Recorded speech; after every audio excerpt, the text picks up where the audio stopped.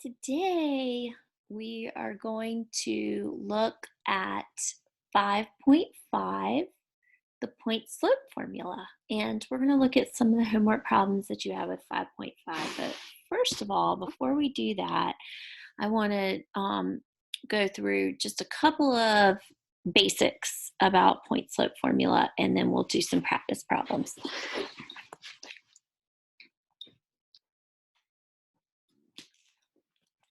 So first of all, the point slope formula is y minus y1 equals m parentheses x minus x1.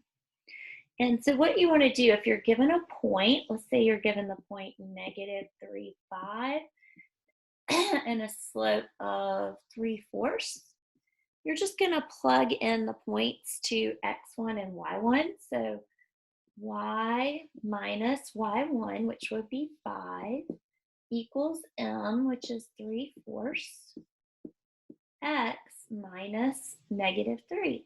And remember that a minus negative becomes a plus.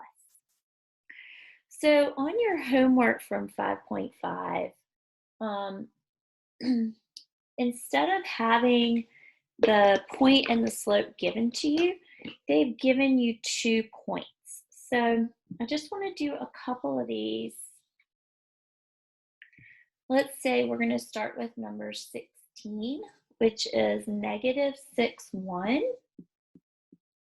2, 3. So we have our point. We could actually use either of these points, but we'll just use x1, y1 just so that we all have the same answer. But what we're missing is our slope. And so we want to use our slope formula. M equals y2 minus y1 over x2 minus x1. So y2, which is 3, minus y1, which is 1, over x2, which is 2, minus x1, which is -6. So we get 2 over 8, and we always want to simplify our slope if possible. And so we get 1/4 for our slope. Now, like I said, you could plug in either set of coordinates for x1, y1, but for uniformity, just so we all have the same answer, I had told you just to plug in the first set. So y minus 1 equals 1/4 parentheses x minus -6 becomes plus 6. So that's how you do those problems. Let's look at number 17 though, because in that one you have some zeros, right? Sorry, number 18. And in number 18 we have 0, 4, and then 4, 2. So we're going to start again by finding our slope. M equals 2 minus 4 over 4 minus 0. That's -2 over 4. And we just want to simplify that and get m equals -1/2.